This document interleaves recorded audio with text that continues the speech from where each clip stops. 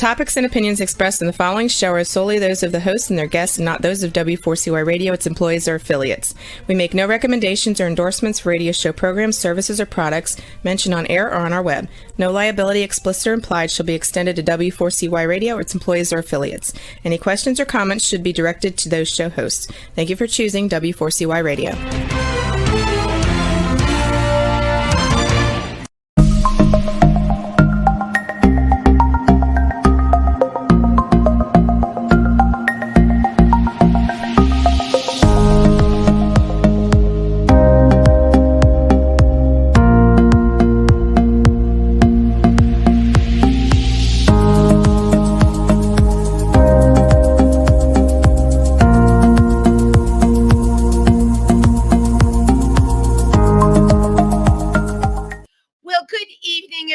And welcome to Triversity Talk.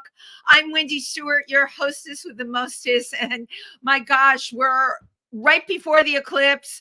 We're getting out of March. And you know what? I really need spring to come really soon, because spring is such a hopeful time when everything blooms. And it's certainly something we all need these days. The news has been extremely heavy, and sometimes it's hard for me to digest. And I think many of you know my husband, Alan Kaplan, passed away a week ago. And it's still hard for me to talk about. But he was very dedicated to Triversity and everything that we do. And he certainly supported me doing this show, which is why I'm very excited about the guests that I have tonight. First of all, a shout out to Cindy Stein, who has found me some terrific guests, as well as Simone Krause. You know, I'm always talking to people out there. If you know anyone you think would be great for this show, just have them get in touch with me. I am on Facebook, Wendy Stewart. They can private message me, or they can send an email, or they can try and reach me through Triversity, which is our center located in Milford, Pennsylvania. So our guest tonight dedicated a portion of his life to advocacy. And how did this happen? Because he spent 15 years in prison for not disclosing his HIV status to a partner. He joined the SERO Project Board of Directors while still in prison, while still incarcerated, and it enabled him to jumpstart his advocacy work. For those of you that don't know, the SERO Project works against the fact that someone can go to jail for not disclosing their HIV status. And that could be, a partner could just point a finger at someone and say, hey, they didn't tell me, and a person can end up in jail. So I love our guest tonight. I'm so happy he said yes. Please welcome Kerry Thomas, the SERO Project's Community Decriminalization Strategist. Thank you, Kerry, for being here. Of course, Wendy. And first of all, my condolences from Cindy, from all SERO Project, about your loss. And I appreciate you, the resilience, and to keep pushing through. But definitely, I want to acknowledge your loss. We both stood. We both stood for like what happened in the community. And yeah, that's, as you know, right? You push your way through. I mean, your story, when I heard it, really absolutely blew me away. How did you come to connect with the SERO Project? Sure, that's great. So as you mentioned in your intro, I was sentenced to actually 30 years of incarceration under Idaho 39604, which is Idaho's criminalization statute for non-disclosure of my HIV positive status. And so I've been living with HIV since 1988, so pretty much all my adult life. And so my connection with SERO Project, after I was sentenced, and then you go through the system, I was placed in a general population at a private prison in Idaho at the time. Because not to mention, I'm from Boise, Idaho. And so, and shortly after, I brought you back home. Exactly, no doubt. So as you mentioned, so I got a lot was going on, and you're trying to. Prison's a very heavy environment, and heavy might kind of be an understatement a little bit. And there's a lot of things that went into it for myself. And the Idaho system is the only system that I've been involved with, so I can't speak for other parts of the country. So, But Kerry, when you say you were put in with general population, could that yeah, be you like bet. murderers, rapists, and the like? All the above. I mean, general population So, is just the where a lot of times in the facility I went to, or where people were sent to who had a long, generally longer sentences. And so just when I was starting to navigate and not necessarily get comfortable, get kind of acclimated to the environment and the reality that I could be there for 30 years, I was contacted through a friend of a guy I'd never heard of before, Sean Strub. oh yeah. And so, yeah, And and who so he was you're a coming. Pilgrim also, I may add, besides being a Exactly. rapist, who I knew from the 80s from ACT UP. Okay. Okay. So Okay. yeah, Sean's Yeah. been there a long time. Right. And one thing about criminalization, this is true across the board, is that the media attention that or the negative media attention that comes with those cases is really heavy. It was a strain on my parents, my son at the time, who was about 12 or 13 years old, Oh and my God. also even some at some levels, like in my case, again, I'm not speaking for the whole country. I can Of just speak to my experience. Even the accuser, in my case, there's a lot of pressure to the accuser, the friends and family, and the community. So that's one of the downsides of criminalization, because we don't get an opportunity to speak to the facts of the case. But that being said, so Sean, a friend through a friend, said, "Hey, this guy's coming across. Well, he's interested in doing a documentary on HIV criminalization." And to be honest, Wendy, I was kind of like, "Look, the media is not my friend. I don't know this guy." Right. And but then I understood that he was coming across the country, and he arranged to come into the facility. And so I agreed to meet with him, mainly because I was impressed with that he was so diligent, number one. And Oh number yeah, no, two, that total clean yeah, act and a major. I mean, Sean is just a major in so many ways. But exactly. something like And so this, he would just take it like a pit bull and run with it.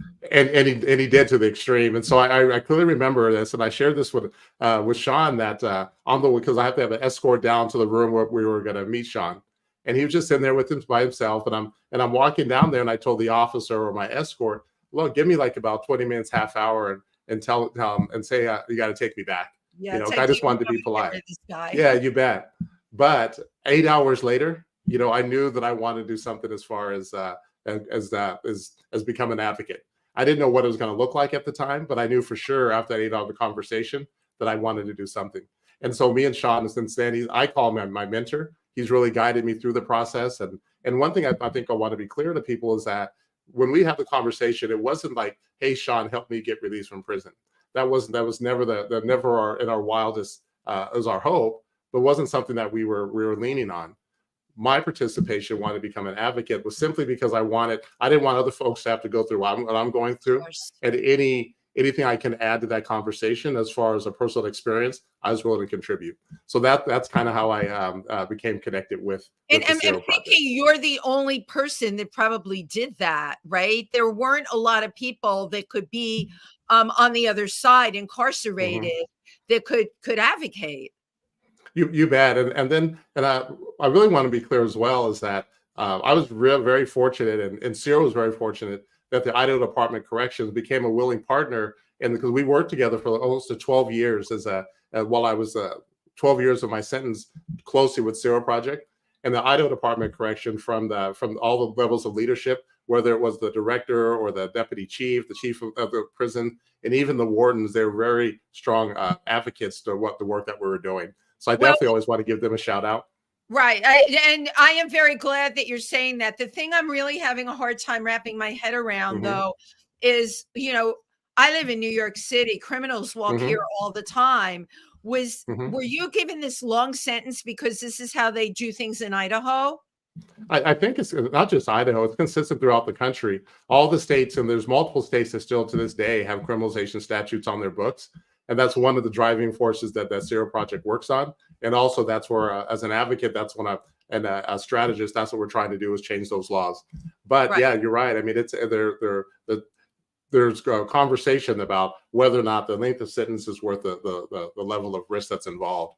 Well, And I can't actually, and if I mention this, and I know so many people in the gay Mhm. community, if I mention this to most people, they're going to look at me and go, "Are you kidding?" First You of bet. all, You bet. for the reason I'm so happy you're on this show, I want this news out there. Second of all, it just seems the whole thing is absurd because anyone, my God, someone could point at me if I were HIV positive that I was involved with, and I break up with them, and they can turn around, right? And Right. You say, bet. You bet. but you know what I'm saying? Like, what leg can anybody stand on? There's nothing. And that was part of my motivation. The more that I educated myself, because definitely going to that environment, I felt alone. I felt scared. I felt I don't want to say hopeless, but I felt the love. What am I going to do? And I kind of and phrase it now that I think that it's really mirrors when I first tested positive. A lot of the same laws came out, and so I looked at it literally. I was given a shovel, if you will. And I can either dig deeper or I can dig out. And that was the choice I had, and I chose to dig out. And start to educate myself. I started asking myself, what would society expect for me to do? What would they really want me to do in this situation? And I remember the judge at the sentencing, he said that I couldn't be trusted to live in society. And that really hit me hard. And so I wanted to understand that, and I wanted to make a difference for there. So I basically started asking myself, what would society expect from me? And one of those things, the list of things I have, they definitely want me to take full accountability. Whether or not I think that put the statute aside for a moment, but I had to take a responsibility for my own self. Okay, but you took the responsibility, but here's where it's very confusing to me. I don't know the law. I'm not a lawyer, but you've got people appealing or taking plea bargains and getting off on murder cases. You bet. But yet they gave you 15 years. I mean, is there no prioritization, or does it have to do with how good your lawyer is? I'm assuming you had a lawyer. I did. I had a public defender, and that's a challenge. And actually, and part of the story is I was actually sentenced to 30 years, and I was able to originally, right. And then through what's Idaho's called the commutation process, I was able to petition the parole board, the parole commission, to take another look at my sentence, and I'm thankful that they did, and they modified my sentence, and that's why I was released after 15 years. After 15 years to me is still a really long time. It's a very long time. You're not committing a crime. There's no crime, and you know, we're talking here, and we have, of course, listeners, people that follow this show. We're nationwide, but to me, everything you're talking about, this needs to be bigger and out there more. I mean, I don't know, billboards or whatever, like, did you know that this can happen to you? The fact that this can happen, and it makes me think, I have to wonder, in prisons all over the country, are there other people like you, Kerry, just sitting in there? I'm glad you bring that up, Wendy. You're bad. There's folks across the country that are from 1 year up to some gentleman in Washington State who's serving over 100 years. And so the wide range of the statute is astounding. And just and I always, anything that I do, my ability to release, it's not a me thing, it's not a Kerry thing, it's a we thing. You know, and that's the danger of criminalization, because if they criminalize one person, they criminalize every one of us is at that risk. And so if you roll the tape back a little bit, it's interesting because the part of these laws were enacted because to get the Ryan White funding in the 80s, Congress put the stipulation on there, the states had to have a criminalization statute on their books. And what's interesting is that connected to Ryan White. My God. Right, for the funding. I didn't even realize. Of course, I remember Ryan White, but in order to get funding, they went and they put this. Right, but here's what's interesting: as the federal government has removed that stipulation, the states haven't gone back and modernized their statutes, and that's the work that we do at SEROs, is starting to have that conversation with the states that have those that in the 80s is not the same as now. You know, that we're far more along. And it's interesting because I tested positive in 1988, right in the heat of the epidemic. Yeah, that and was some of the things. Yeah, and some of the fear and concerns and the angst and all the things that were going on back then, I can understand where the statutes came from. But what I'm asking folks to realize is that as my personal life, if I've changed, as I've evolved, so should the statute. And so let's modernize this. It's the states need to take a step back and say, yeah, we recognize in the 80s it was a different time. Not justifying whether or not the law, any kind of discrimination that goes in fact, but I can in my head, I can see how that would make how we get to that end. But the next page of that is, okay, now in 2000, where we're at living out now, things have changed. Yeah, And let's so, change it. I advocate, or that I strongly believe that those statutes should be looked at a second time. Harry, you would make a terrific lawyer. I think you should apply to law school. And really, because I'm getting so worked up and passionate about this, but you Sure. really have worked it out you even said you could understand how back then it could be something. I still can't, by the way, because I knew so many Sure. people that had HIV and AIDS in those days, but you're Well, right. Fast forward to now, we need to get this stuff off the books. It just right. should be. And one main reason we have to get it off the books, because what we know today for sure is that with the medication that's available, the more people that are tested, the more people that can get on medication, and therefore we can end the whole bring this to a close. But what criminalization does is encourages. Usually, the only defense I would have if I didn't know what my status is, so I can't be charged if I didn't know what my HIV positive status was. So what they're saying is that if you don't know, that's okay. And so that discourages people from getting testing, where all the evidence says we got to get people tested, we got to get them on treatment, because treatment is prevention. Criminalization is not prevention. If our goal is to stop the pandemic and stop the spread, the more people know, not the less people know. And so I think that it boils down to this, that when it comes to treating any kind of illness, the proper venue is the medical society, not the criminal justice system. And that's where we're off. And I'm not necessarily knocking the criminal justice system. That's just not what they do. That's not their lane. Their lane is not medical science. The medical community, that's their lane. Putting somebody away for what you were put away. You have that's a medical condition. Okay. Now it's controllable, right? But it's a condition. It's like diabetes or anything else. Very much so. It is in its own lane. Somebody has someone has asthma, you're going to give them an inhaler. Someone has HIV, they need to take HIV medications, Correct. You're 100% right. And the last thing we need to do is to discourage people from getting tested. Could you imagine if we, like you brought up diabetes, if there was an incentive that we put pressure on diabetics not to get treated, that would lead to further health complications. Right. HIV is the same way. We want people to know as soon as possible to get on treatment so they can help be part of prevention methods. Right. And I'd be remiss, and when you talk about the ramification of living and being incarcerated, one of the things I really advocate now that I'm out. First of all, if it happens to one person, it happened to all of us. Thank you very much. That's exactly right. Right. And there's so many people that are incarcerated now that it's a very challenging environment. If you look at other communities, if you look at the trans community, that's really putting people at risk in that environment to reveal their status and get the treatment that they need while they're incarcerated. I mean, the ripple effect of these type of statutes are far beyond simply the community. It affects inside the facilities as well.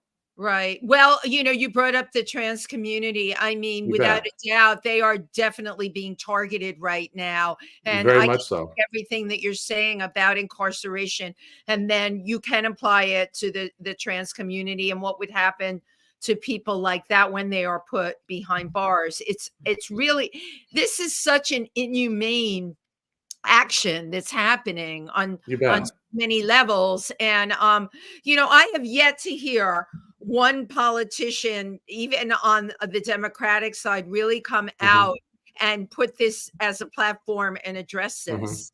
Well, one thing that one of the platform for the President Biden's reelection and for his budget, he has set aside funds specifically for criminalization this time around. And so, of course, it's there.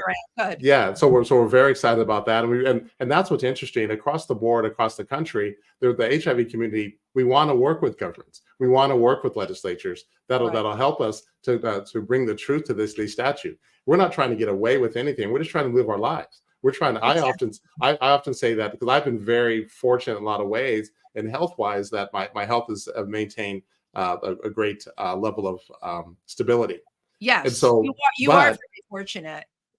But I would argue that my greatest side effect of being positive has been the criminal justice system, and I'm very adamant about that because it wears on not just myself, but the community, the broader community. That brings on a lot of stress. It brings a lot of complication in relationships. And we got to create an environment where folks feel comfortable and safe, a safe space for people to disclose their status.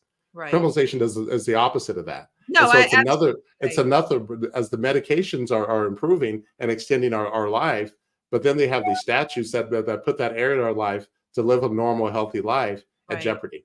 That's just another reason why this is scary. It's two different lanes. Okay. It's the medical part of it. And then it's what they deem as illegal, and the two just don't go together. This is a whole separate thing, and it shouldn't exist. And while we're talking, it's making me think, the only way to stop it, people like you and people that are going to put bills forth to end this.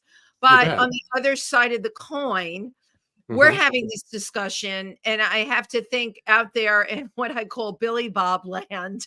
There's somebody that is just totally using this, right? This is the perfect weapon for them, And that's interesting. I'm glad you bring that up, because in as your words, like in Billy Bob land, is, I think that when we look at it, we all want the same things.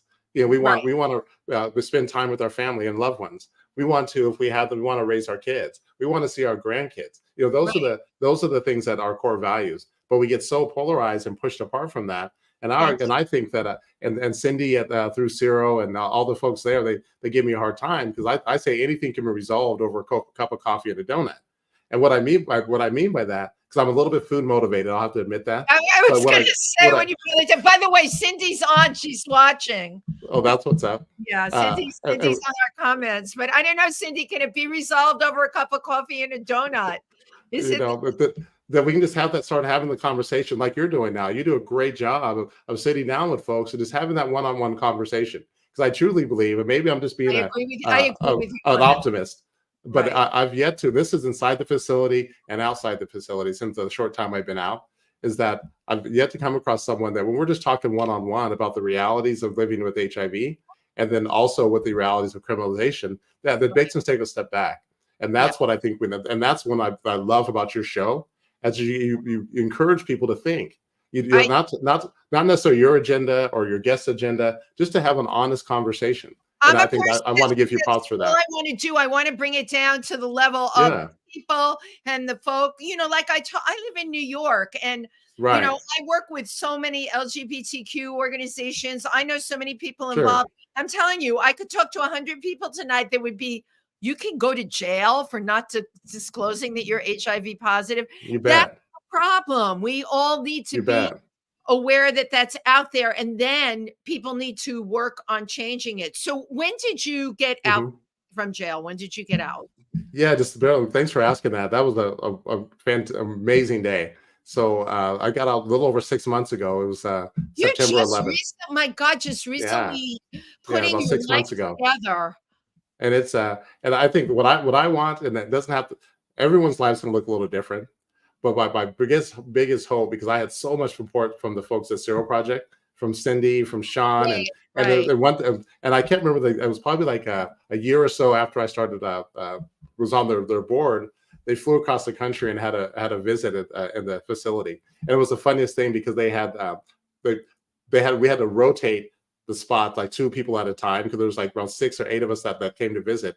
And so we had to constantly rotate. So at every couple hours, we'd have another. That was, for me, that was going back to my housing unit. That was I was exhausted, but man, that was such encouragement to know that I'm supported. And because that's something that I felt early on in my diagnosis, that I didn't have that support. Of course. And so I'm just coming back. Last week was AIDS Watch in DC.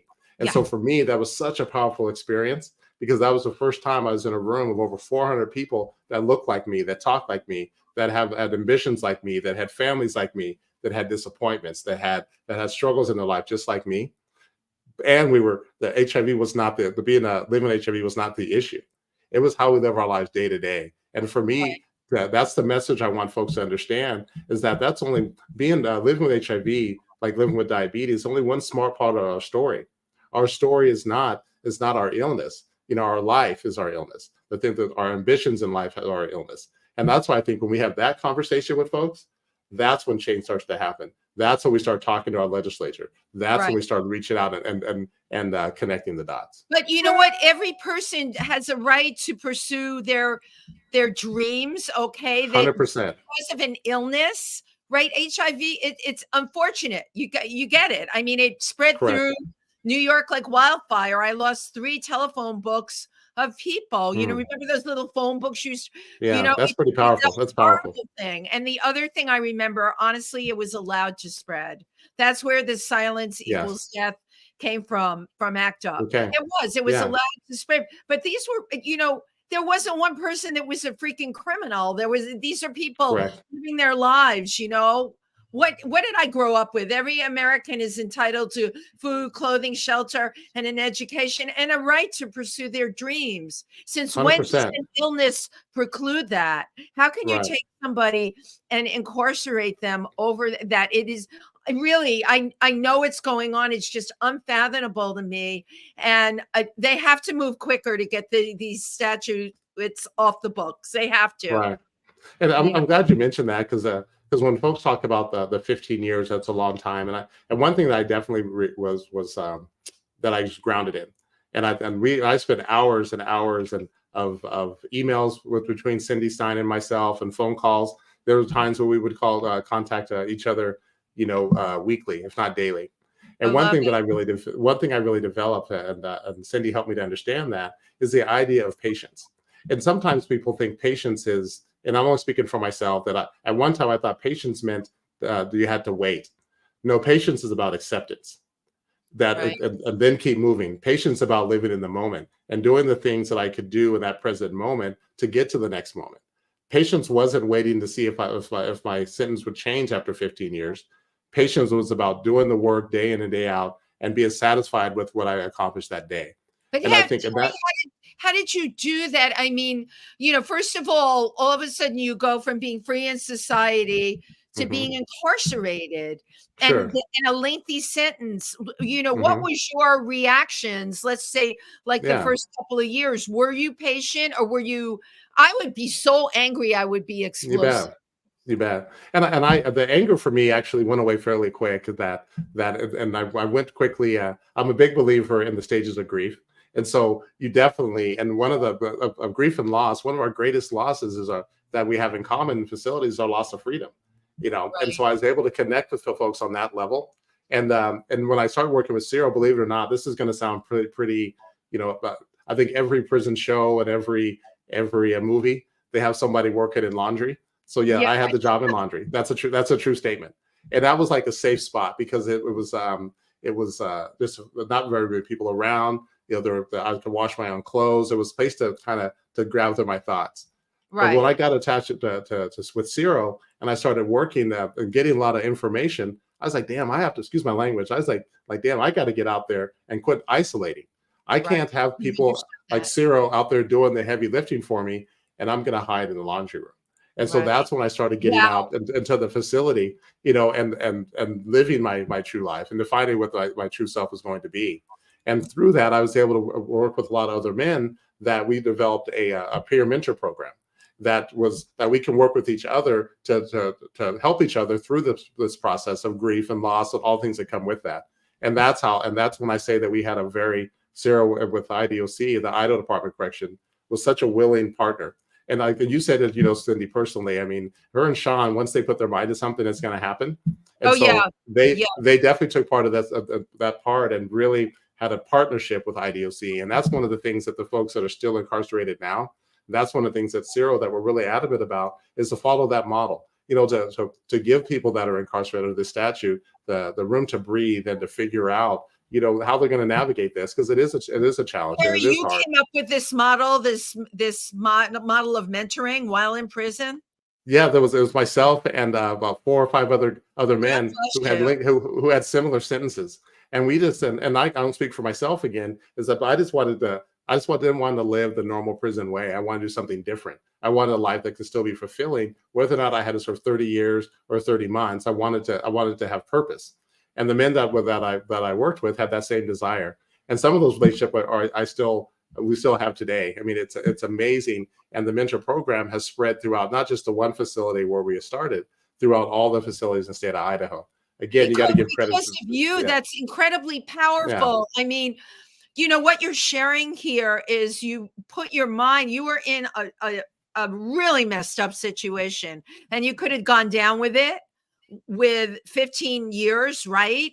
And been bitter and angry Sure. and the worst, but instead you absolutely turned it around and made it into positive action while You you're remember, incarcerated. That's you really, remember well, yeah, you remember a while back. I think her name's Robin Roberts. She was oh on yeah, of ABC, course, yeah, and she had a cancer diagnosis. And I remember I one remember. morning and reading a couple of articles, and I got to always, at risk of plagiarism, I always got to give her the credit for this. But she had a Absolutely. little phrase that she said, "Make your mess your message," and I loved that, and that really resonated with me, because I think that the life, what you're saying, the out of control at that time was a huge mess. I could see that. I mean, it seemed like my family, I had concerns for my family, my son who was young, my wife, how is she going to deal with her husband that's now incarcerated in 30 years, the extended family, not to mention the family of my accuser. All that stuff's on the ball. That's messy. And that's one thing when I worked with, started connected with Cindy and Sean and the folks at SERO, that I really wanted to highlight. Even now, since my release, I want to make that mess my message. I want folks to give folks that we can do things. And I think that it's not about my past and how difficult that was. It's about the goals that we have going forward and what we're going to do to have the statutes changed. And that takes everyone in the community. It takes folks like yourself. Again, I can't give you enough appreciation for giving me and SERO this opportunity. And it takes all of us to have that conversation with your neighbor, to have that conversation with your congressman, and to have and the pressure on them to say, let's take another look. Let's everyone just take a deep breath, exhale, and let's take another look at these statutes. And that way we can move on to now that you're and I still have questions to ask you, of course, about your family relationships, but I'm just going to jump to something that's been on my mind. Now that you're out, are you getting I'm going to go very commercial on you, Kerry. You should have speaking engagements. Are there speaking engagements set up? No, I think, and again, I'll keep referring back to SERO Project. We're taking things very slow, and definitely as long as it's a positive a show with a lot of reputation like yourself. I love what SERO's doing. It's a conversation worth having. You bet. Right. I think going forward, this is, something that needs to be said. I mean, we're having New York City Pride. It's huge, New York City Pride. That's what I understand. Right? That's what I understand. And they book speakers for that. And I'm so glad we met on this show, because you can always recommend somebody. And you're like the perfect person because of the experience that you had, but also getting this word out. People need to realize that this has to change. It's completely unacceptable, because in your case, I mean, you took, what do they say? You make lemonade out of lemons, and you did that. You bet. Your mother and father, what was it like for them? It was, and I'm really glad you bring that up. First of all, they were amazing people, and I think that they were until they passed away. They were married for 40 plus years, and just a very great examples for me. But it broke their heart. I mean, to see their son blasted on TV, with crazy accusations was hard. And so, and I did take a plea agreement, and part of that, people, I know if you watch, I'm not a big fan of certain TV shows that highlight police officers, because the impression is that only guilty people take a plea. Circumstances change that. And I wasn't going to put my absolutely will change that, right? And I wasn't going to put my family through what would have been more grueling. I wasn't going to put my my parents, my son, my wife, my coworker. I chose not to put them through that.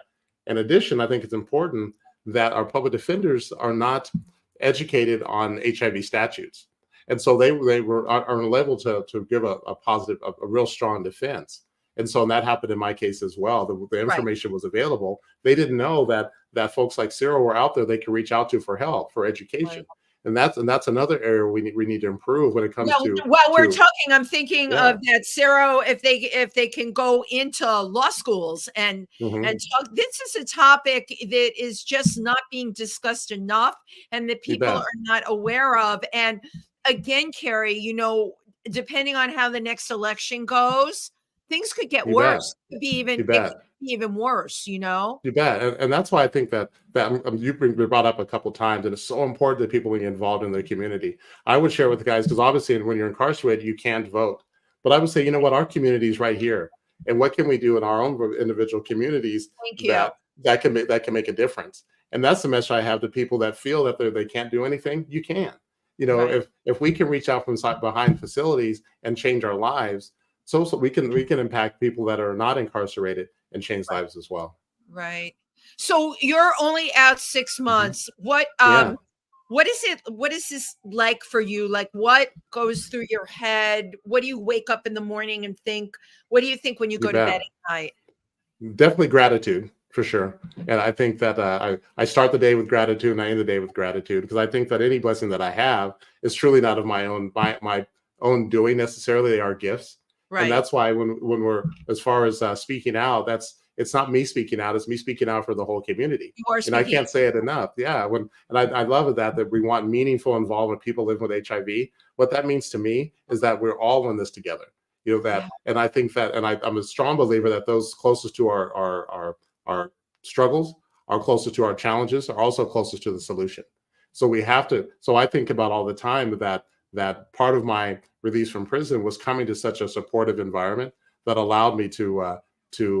And my doctor at the clinic will probably love this, to admit that I probably in the 6 months could eat a little healthier. You know, I definitely been on food binge.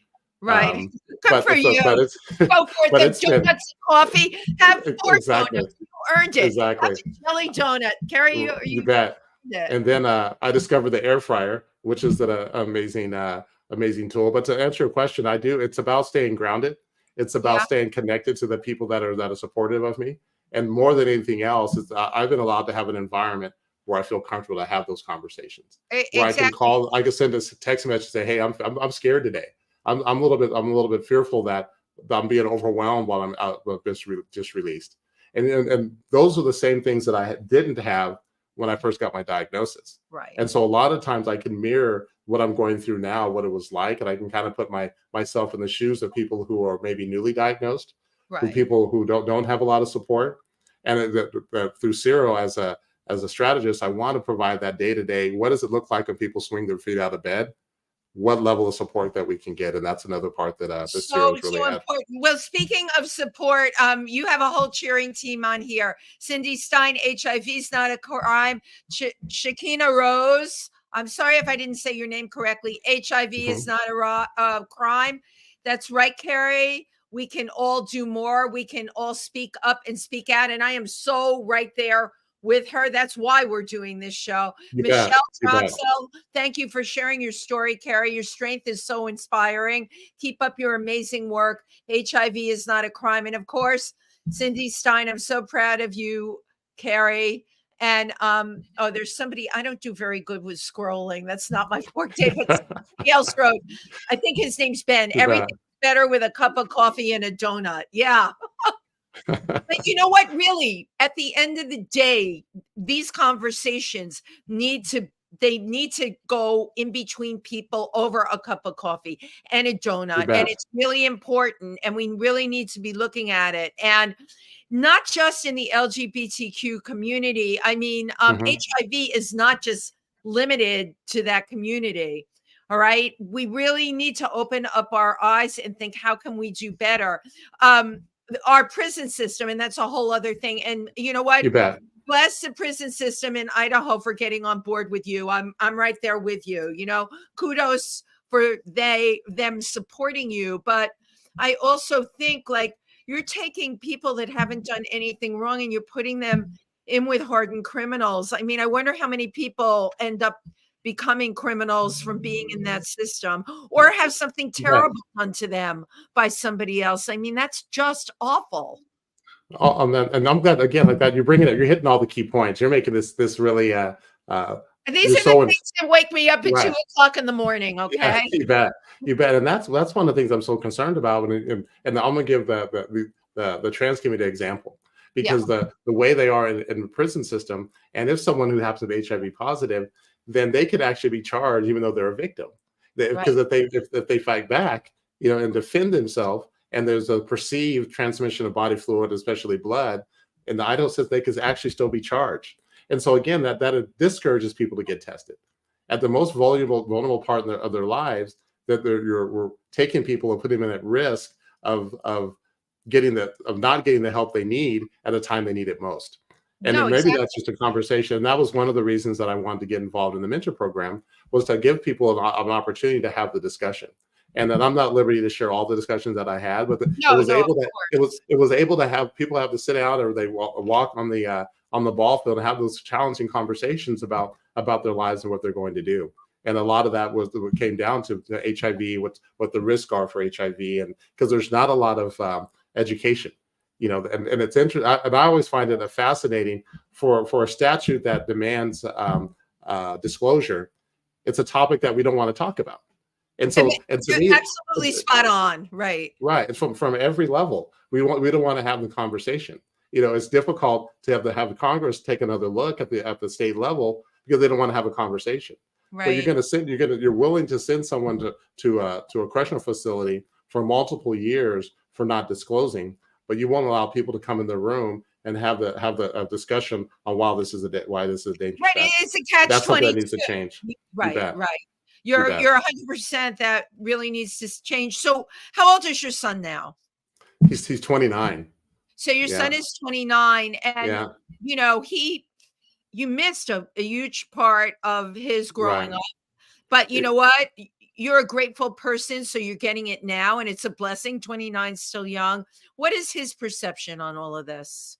He's grown just like I have, and he's been able to weather the storm. And if possible, I want to give a shout out to my son Nigel, and also my daughter-in-law Ro, Yes. because I'll tell you what, they for Thanksgiving I had the opportunity to I was allowed to go visit them. They live in Texas, and they have 4 kids, so I have 4 grandkids. Oh And my so I was God, able God to. bless you. I was. That It all was. It happened was. while you were incarcerated. Exactly. And so I was able to visit with the grandkids. And I tell you what, I've always heard what folks say, they go to vacation and they need a vacation from the vacation, in a good way. Those kids just, wore me out, but They in wore a you great way. out. Yeah. But you know what? Yeah. What a blessing. When Yeah, you no think about doubt. it, so much has got to do with your attitude. You're incarcerated for 15 years. Your son grew up. You have 4 grandkids. You're going to be grandpa no matter what. You've got Right. those 4 Sure. grandkids. It Sure. really is amazing. I think of people that are incarcerated that come out and have nothing. You All bet. right. And that's the majority. I think that, and that's the reason you talk about what I feel when I wake up in the morning and what Yeah. and at night. That's why that level of gratitude, because I realize this is the exception. And I like to propose that we expand what criminalization is, Yes. because it's not simply Kerry being incarcerated. As you just mentioned, the impact was also on my son, and Right. I think and my now daughter-in-law, because Right. they're probably 2 of the strongest people I know that were able to handle. She was with him through the worst of the worst when he was 15, 16 years old, because they Right. met in high school, and she has stuck it out because she cares about it with compassion. And my hope is that everyone is in these kind of situations can find that level of support. Yeah. Wouldn't that be great? But you know Yes. what? That won't happen for everybody. But if the You laws bet. be changed, okay, where innocent people are being incarcerated, if that can just get changed, that's a You bet. biggie, and somebody You bet. like you was 100%. certainly instrumental. So, have you had a chance to speak at any universities at all? Not specifically on this issue yet. You Again, should it's be just been traveling 6 all months. over the country. Law Sure. students would absolutely eat this conversation up. All right. You'd raise awareness. Certainly in universities, people are not thinking that if someone wants to point a finger at them, that they can go to Mhm. jail. They're not thinking Right. of that. Nobody's thinking of that. You brought it to light. It can happen to someone because it happened to you. And you And not I think, only yeah, you took it and you turned it around, Kerry, which is just really amazing to me. You're a special person because of your ability to do that. and I appreciate that. And it's kind of, when you were talking, I almost had like a little flashback, and it Yeah. goes back to the very first conversation I had with Sean, to tell you the truth. Wow. And that's what that reminded me of. And again, it was never about me. It's not a me. I tell people it's not a me thing. It's a we thing. It is. And I think that I could have achieved any level of stability by myself. Of And so course. and to me, I think that's the message I want to give. We have a lot of work to do going forward. I think that we're more than willing to carry the work going forward. There's so many organizations that are out there that are pulling together, and so that's progress. But I want everyone who is positive, when they swing their feet out of bed and they don't have enough money for rent, and they're not sure if they're going to have medication, they're not sure if they're going to have food for their kids, all those things, you know what, we're pulling for each other. And just like I can wait 15 years to get some kind of relief, I want people to know that level of patience. Again, it's not about waiting; it's about living in the moment. You and have I think to that's live the in the biggest moment. message. But It's you know what, 100%. Kerry, we all have to have each other's backs. And 100%. And I honestly feel in this country, it's not about that at all. You're talking about, the me and the we. We're never thinking about the we. We don't say there before the grace of God go I. People. There's been such a disconnect, and then the pandemic did not help that at all. You bet. You're right. It's scary times right now. It's scary times. It's scary times. You bet. Also pivotal times where people like you or like me, we can get out there. We can share our platform. I've been able to cut doors that I was never able to get through before, because those doors, all you got to do now, you give them a little push and they'll open up. Exactly. And that's a great analogy, to tell you the truth. And I think it's that, right? It's about it's about pulling people in. We focus so much on our differences. We want to tell people and pull people up. And to make change. Change isn't done by pulling people up. Change is made by pulling people in and inviting them into our space. And that's one of the lessons that I've learned over the past 15 years. Thank you. Inviting them in, but also supporting them, because SERO came to you and supported you. And that is the best 100%. example that I can think of that. I think we have a couple more. Shekinah Rose, even if there is no bodily fluid exchange. Right. Exactly. Yeah. You don't have to exchange of body fluids. Most of the statutes across the country are based on simply non-disclosure. And you're 100% right, is that we're left to prove that I did say something, that we did disclose. So the idea that we're innocent and proven guilty, no, a lot of times folks are put in situations you have to prove that they did disclose. And that's something, again, that's polar opposite of getting people tested. To do that. I'm also if we want to. Well, I wanted to ask you this. If two people share needles, right? If someone has HIV and shares a needle with somebody else, is that fall? Are there cases where someone said, "Oh, I got HIV from someone else's needle"? You bet. And that's something that's like, and again, I can primarily speak to the Idaho statute, and that is that they could be charged as well. My gosh. Well, we're down to the last 2 minutes. I don't know where the time goes. I know that's true. That's true. What would you like to share with everybody out there? Number one thing, thanks again for your time and the invite and all the overall work that you do. You truly are making a difference. But the biggest thing, again, is that HIV is not a crime. If we want to pull people in, we want to start having conversations and start moving forward. The days just as we have to, the medical science has changed and evolved to where we are to now. Our mental and our spiritual and the way that we view the people living with HIV has to change as well. So again, thank you for the time and reach out to SERO Project. We have tons of information. We have many partners that I can't list in the short time that we have that are willing to having a movement. It's not simply something that's static. It's a movement to start invoking change across the country. You bet. Exactly right. And it's can you give me the website for SERO? Sure. Just www.seroproject.com. Okay. www.seroproject.com. I've been on their site many times. Check them out. They're really doing incredible work and really making a difference. Kerry, I'm wishing you like all the best. All right. I appreciate that. And I was going to say, keep doing what you're doing, but I don't need to say that. You're going to be doing what you're doing. This is what you're meant to be doing. Right on. I appreciate that. Again, I appreciate your time, and I'll definitely reach out to you in the future. And maybe one of these times I'll see you in New York. Who knows? Absolutely. If you're coming to New York for any reason, absolutely. Everyone do reach out to me. I'm a very accessible person. Thank you so much for coming on the show. Of course. Cindy Stein, thank you so much for she's just an amazing human being. Sean Stroop, thank you. No doubt. SERO project. Kerry, all the best for you, really. You as well. Okay, thank you as well. so much. And All right. I always take a picture. Don't go yet. Okay. No, this is really hokey. I take it on the computer. It's like I like it. But yeah, I do like it. And I'll send it to you too. I said, I'll definitely keep that for sure. All right. Thank you so much. Good night, everybody. We'll be back next Everyone have week. a good night. Oh my Take gosh. care. Happy Easter, happy Passover. Oh, that's right. That's right. That is Sunday. Whatever you celebrate. And just, remember, be kind to each other, have each other's backs. Thank you so much. Good night, everyone. Take care.